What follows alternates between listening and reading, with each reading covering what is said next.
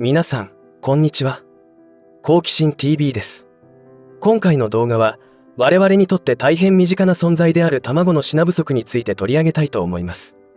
単なる物不足でしたらそんなこともあるだろうということで、特に取り上げることもなかったでしょうが、私はいよいよ食糧危機の始まりだと考えております。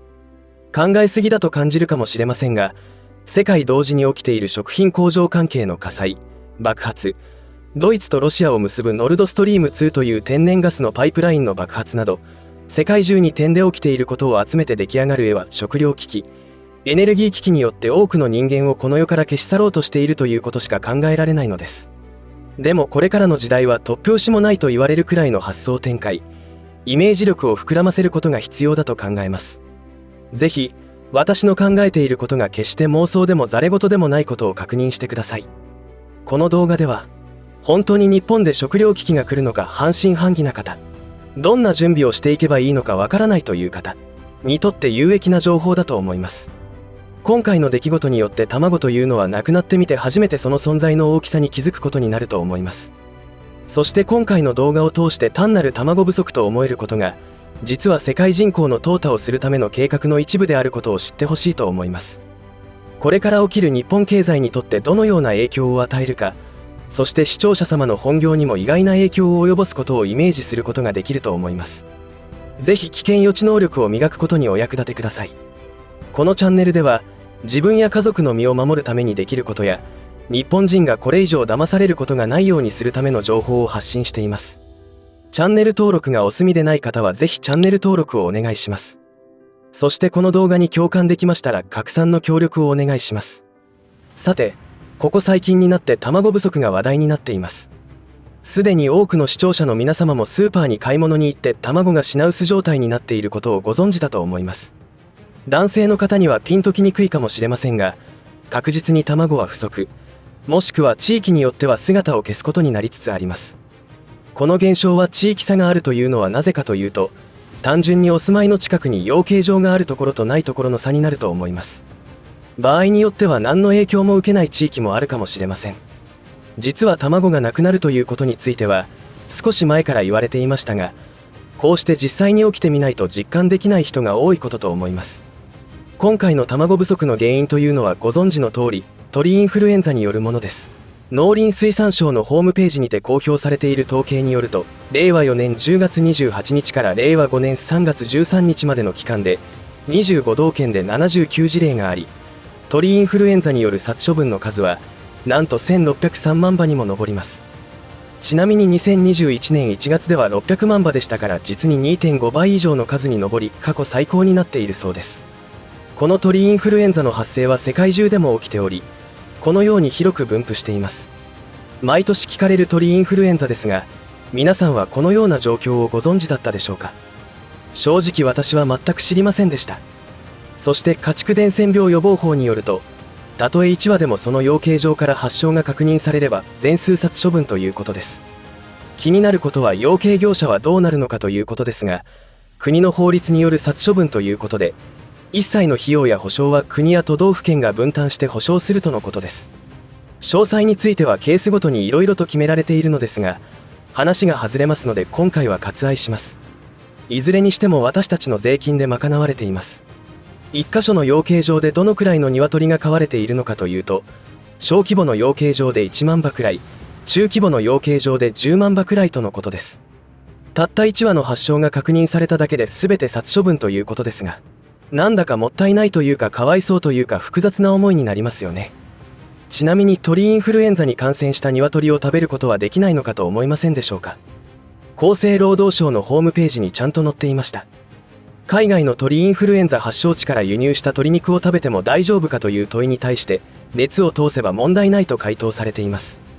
ピンクの部分がないくらいの加熱で問題ないということなのですが、だったら国内で1603万羽も土に埋めてしまわなくても良いと思いませんでしょうか。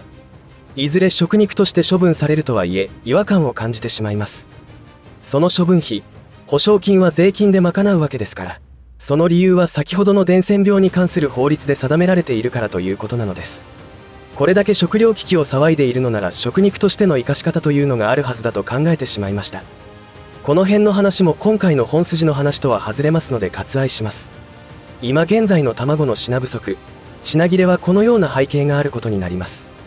ちなみに殺処分された養鶏業者の今後はどうなるかというと、結構悲惨なことになります。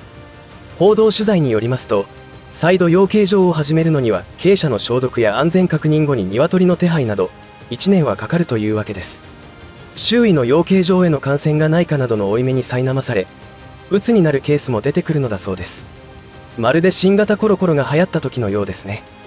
一方、この卵不足、価格高騰によって私たちにどんな影響が出てくるのでしょうか。一番影響を受けるのは、卵を大量に使用する大手外食産業ではないでしょうか。卵を使用した料理というのは思いのほか多いですからね。オムレツ専門店などへの影響は分かりやすいし、ケーキ屋などの洋菓子店、親子丼、カツ丼、フライ系、お好み焼きにたこ焼きなど、その裾野はとんでもなく広いことにびっくりします。今回は鶏卵用の鶏の被害でしたが、今後鶏肉用の鶏にも鳥インフルエンザが起きることは間違いないかもしれません。そうなるとケンタッキーフライドチキン、唐揚げ専門店、焼き鳥屋など大打撃となるでしょう。豚熱というのも大きな騒ぎにはなっていませんが、発症している事実もあります。卵、鶏肉、豚肉が不足する中、牛の場合はどうかというと、牛が出すゲップや糞尿から出るメタンガスが地球温暖化につながるということで抹殺が始まっています。日本においてもそれは始まっており、一頭処分するごとに補助金を出すということまでして牛を減らし、畜産業者も減らすことをしています。日本の米作はご存知の通り、食用の米から飼料用米への転作に助成金を出していましたが、最近では飼料用米の助成金の引き下げを決めています。日本の食料自給力低下の課題を認識しながらも、真逆ともいえる政策が行われているのです。そんな中、最近話題になっていて、このチャンネルでも取り上げたコオロギ食の推進です。食料危機、特にタンパク質の不足を補うために環境に優しく、高タンパク源としてコオロギ食の推進に専用の補助金ではないものの血税が流れているのです。あたかもコオロギ食だけが高タンパク食品であるかの誤解を国民に植え付けるために新聞、テレビを使ったプロパガンダをしているという状況です。皆さんはこの一連のおかしな政策から何を感じますでしょうか。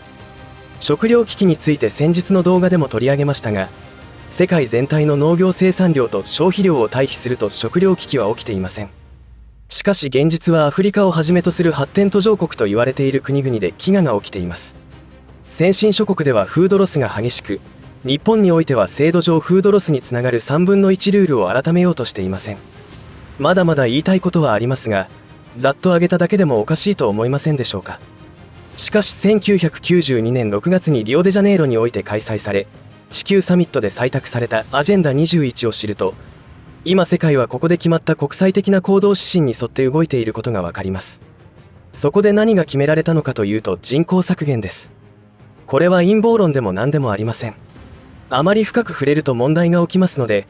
詳しく知りたい方はググると情報はどんどん出てきますのでご確認ください。アジェンダ21は、貧困の撲滅や環境汚染対策など、将来への持続可能な文明を実現するための国際的な行動指針であって、4つのセクションから構成されており、各組織の役割や具体的な実施手段も策定済みで、単なる努力目標の理念や理想だけを掲げたものではなく、各国がすぐに取り組み、着々と実施することに主眼が置かれているのが特徴です。アジェンダ21は条約のような拘束力はないのですが、各国にはすぐにでも実施することを要請しているとも言える内容です。その中には、環境に対して人間社会が影響を及ぼしているどの地域においても、国連をはじめ政府と大組織による地球規模、国家規模、地域規模の包括的な実施計画が行われることになりますという内容のものがあり、この内容は何を指しているかというと、1977年に出版されたエコサイエンスで、共著者のジョン・ホルドリンは地球に最適な人口は10億人であると主張していることを指していると思われます。アジェンダ21はその思想、方針が多大に影響を受けており、発表された行動指針の隠れた意味は次の通りであると言われています。1、大幅な人口削減。2、国家主権の崩壊。3、財産の平等化、没収。4、私有財産の禁止。5、政府による子どもの養育。6、政府による職業供与。7、行動の規制。8、居住の限定。9、教育の低下です。さらにその行動計画を実現するための具体的な方法まで提案されていると言われていますし、すでに実行され始めています。具体的な方法まで踏み込むとリスクもあるので割愛させていただきますが、すでに始まっていることといえば、このチャンネルで取り上げている食料に関わる変なことです。今までは馬鹿げた話、妄想、陰謀だとか言われてきたものが本当であるというオチになると思います。皆さんはどのように感じましたでしょうか。だから私は今回の卵不足、卵の品切れは単なる偶然起きた出来事ではなく、必然的なことであるように思えてならないのです。日本だけでなく世界中の人々にとって、いつも当たり前にあった食材がスーパーから消えるということの影響は計り知れません。外食産業だけを見ても売上への影響は当然ありますし、ウクライナ・ロシア紛争の影響による電気代、ガス代高騰がさらに経営悪化に追い打ちをかけることになります。そうなると、資本力のない個人店、中小企業から倒産ということになるでしょう。個人においても電気代、ガス代高騰により生活困窮者が増え、中間層も外食を控えるような心理状態になることは容易に想像できます。さらに企業倒産によって失業者が増えるということになるので、金融危機も合わせて起きるかもしれません。この動画を作成しているタイミングでアメリカの中堅クラスの銀行が2個経営破綻しました。間違いなく何かが起きます。では私たちはどう対処したらよいのでしょうか。この問いの答えは本当に難しいのですが、生き延びるということで考えると食料備蓄を急がなければなりません。私自身も毎月備蓄を計画通りに進めていますので、スーパーの在庫量については敏感になっていますが、最近缶詰の種類や棚に並んでいる量そのものが少なくなってきていると感じています。卵不足などの減少に情報弱者たちが不安がり食料を買い占め始めるという行動に出ることになったら、一気にパニックになって何でもかんでも品切れになってしまうと思います。直近では新型コロコロが蔓延し始めた時にトイレットペーパーなどの買い占めによる品切れが起きたことは記憶に新しいところだと思います。なのでこっそり黙って食料備蓄のピッチを早めた方がいいと思います。いかがだったでしょうか。今世界がどんな方向で動いているかの説明は少し濁しながらの説明となってしまったので分かりにくかったと思いますが、チャンネルを守らなければならないこともあるのでお許しください。いずれにしても陰謀論なんていう妄想に近い話をしているのではなく、もしアジェンダ21で言われている行動計画というものが本当だとしたらという過程で、今現在日本で起きていること、世界で起きていることに納得がいくのではないでしょうか。そうなんです。間違いなく情報弱者が犠牲になっていくシナリオが動き始めているのです。情報弱者というのはご視聴の皆さんも経験済みだと思いますが、何を言っても新聞、テレビが言っていることが真実だと信じきっているので、証拠を見せても鼻で笑い、話にならないと思います。証拠がある以上信じる、信じないの問題ではないと思うのですが、歯がゆいものです。こうして私のチャンネルに訪れ動画を見てくださっている方はどちらかというと正常に思考が働いている方であり、本当に動画を見なければならない人たちはこのチャンネルのようなテーマを扱った様々な動画を見ることはしないのですよね。こういうのを洗脳されているというのだと思いますので、彼らを説得するのは無理だと思いますし、時間の無駄です。今は高い確率で起きるであろう食料危機に向けての行動を早めた方が良いと思います。このチャンネルでは何度も言ってきていますが、食料備蓄は全く無駄な行為ではありません。1年先、2年先の食料を早めに買っているだけであって、出口の見えない物価高においては最安値の時に食料を買っているということです。価値がどんどん落ちている現金を持っているよりはるかに賢い資産保全だと思います。そして今日この瞬間に起きるかもしれない大地震に対しての備えにもなります。どんなものをどのくらい備蓄したらよいかは私の関連動画の中で取り扱っているので参考にしてください。最悪のシナリオを想定して前向きに準備して生き残っていきましょう。生きていればきっといいことが待っているはずです。以上で今回の話は終わりとしますが、皆さんの応援が次の動画作成の力になりますので、いいねボタン、チャンネル登録、通知設定をオンにしていただけると嬉しいです。また、よろしかったらこの動画のシェアをお願いいたします。最後までご視聴ありがとうございました。好奇心 TV でした。